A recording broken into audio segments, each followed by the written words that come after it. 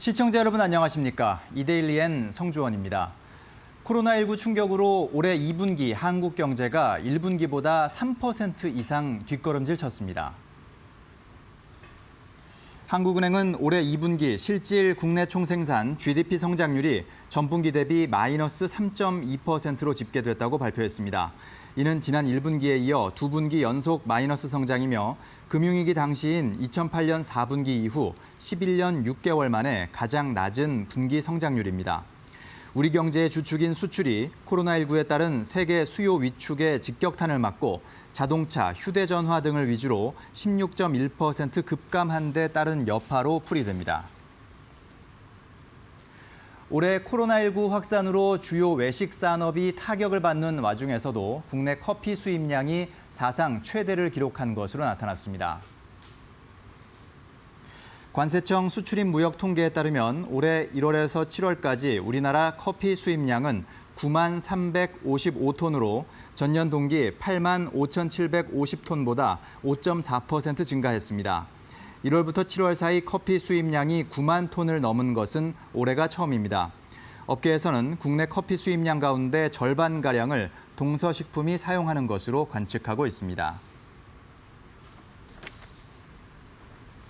식품업계가 국내외 스타트업에 대한 투자를 확대하고 있습니다.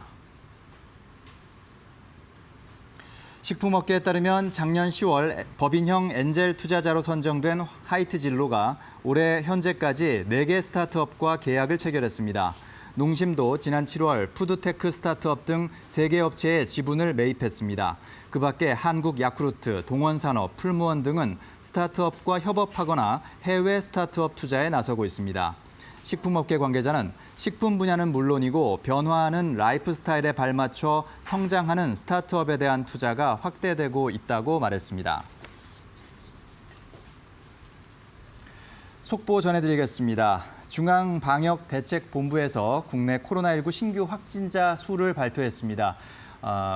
오늘 0시 기준으로 신규 코로나19 확진자는 235명이 증가했습니다.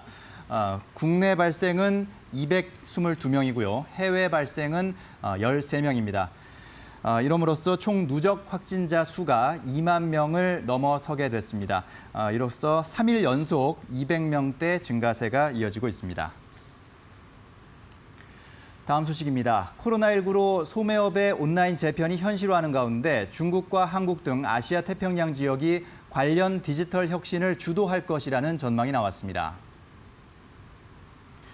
글로벌 컨설팅 기업 베인&컴퍼니는 소매업의 미래 보고서에서 이같이 예측했습니다. 보고서는 중국과 한국은 다른 지역 대비 다양한 기업들이 디지털 혁신을 주도하고 있다면서 소매 시장 잠재력과 디지털 혁신 수준이 높은 아태 지역이 미래 글로벌 소매업계 성장을 이끌어 나갈 것이라고 관측했습니다. 보고서는 한국 쓱닷컴, 쿠팡의 이길 배송 서비스와 알리바바, 카카오 등의 협업, 빅데이터 활용의 중요성을 언급했습니다. 삼성전자가 갤럭시 노트 20와 함께 하반기 플래그십 스마트폰이 될 갤럭시 G 폴드 2의 자세한 사양을 오늘 공개합니다. 삼성전자에 따르면 오늘 밤 11시 삼성 갤럭시 G 폴드 2 언팩 행사가 온라인으로 열립니다. 이날 행사에서 삼성전자의 세 번째 폴더블 폰인 갤럭시 G 폴드 2의 세부 사양이 공개됩니다. 삼성전자와 이동통신 3사는 오는 11일부터 갤럭시 G 폴드 2의 사전 예약을 시작해 이번 달 18일 제품을 출시하는 방안을 논의하고 있습니다. 코로나19 사태의 장기화로 올해 국내 전력 판매량이 외환 위기 때만큼 급감할 수 있다는 전망이 나왔습니다. 한국전력 경영연구원에 따르면 올해 연간 전력 판매량은 경제 성장률 시나리오에 따라 작년과 비교해 최저 마이너스 3.3%에서 최고 마이너스 1.8%의 마이너스 성장을 할 것으로 예상됩니다. 마이너스 3.3%의 판매량 감소치는 1998년 외환위기 수준입니다.